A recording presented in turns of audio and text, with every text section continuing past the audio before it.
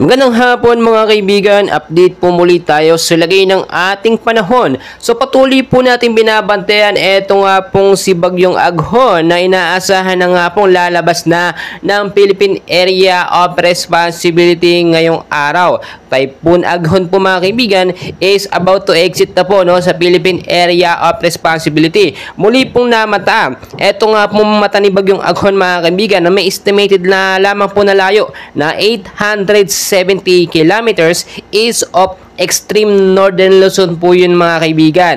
At ang hangin po niya ngayon ay nasa 130 kilometers per hour na lamang, malapit sa sentro na may bugso pong pumapalo sa 160 kilometers pa northwestward po sa bilis na 35 kilometers per hour. Mabilis na po yung paglayo niya. At kung makikita nyo po sa ating pinaka live radar mga kaibigan, ito ay ilang oras na lamang ay lalabas na ng Philippine Area of Responsibility. So nakaranas din po tayo ngayong hapon ng bigla ang buhos po ng malakas na ulan sa ilang bahagi po yan ng Metro Manila, Luzon, Visayas at Mindanao. Dahil po yan sa tinatawag po natin na sound wind flow po na influence po nitong si Bagyong Aghon mga kaibigan na nakakaapekto po sa ilang bahagi po ng ating bansa. Asahan po ngayong hapon hanggang sa gabi, posible ding hanggang bukas sa area po ng Batanes, Ilocos Region, Zambales, Bataan, Northern Aurora, Southern Mainland Quezon, Polillo Island, Palawan, Lukbang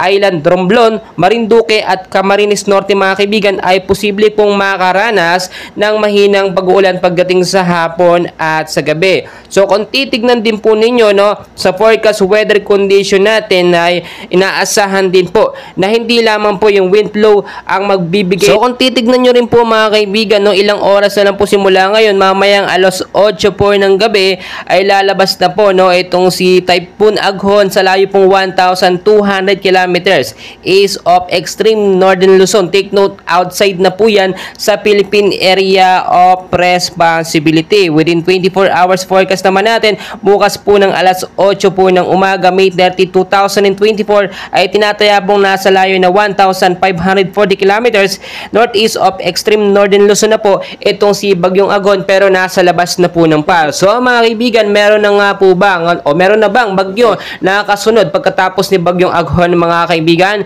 So upon checking po sa ating pinaka live radar, mga kumpol ng kaulapan lamang po ang ating binabantayan. Pero posible po itong maging active low pressure area kapag ka ito pa'y pumalo from 40 to 50 kilometers per hour ang lakas ng hangin. So inaasahan po natin na ilang araw po o ilang linggo simula ngayon ay posibleng may mabuo po na mga low pressure area dyan sa may bandang silangang Mindanao. Dahil nga po nasa rainy season na rin tayo, ay naasahan po na posibleng sunod-sunod na mga sama ng panahon na pumasok sa ating bansa. And hopefully nga po yung mga bagyo na ito ay hindi malalakas, yung tamang magbibigay lamang po ng pag-uulan sa ilang bahagi po ng ating bansa, especially sa ating mga kalupaan na lagi pong pinagtataniman ng mga palay. So mga kaibigan, dyan lamang po kayo at lagi ko pong pinapaalala, always know the weather before you go.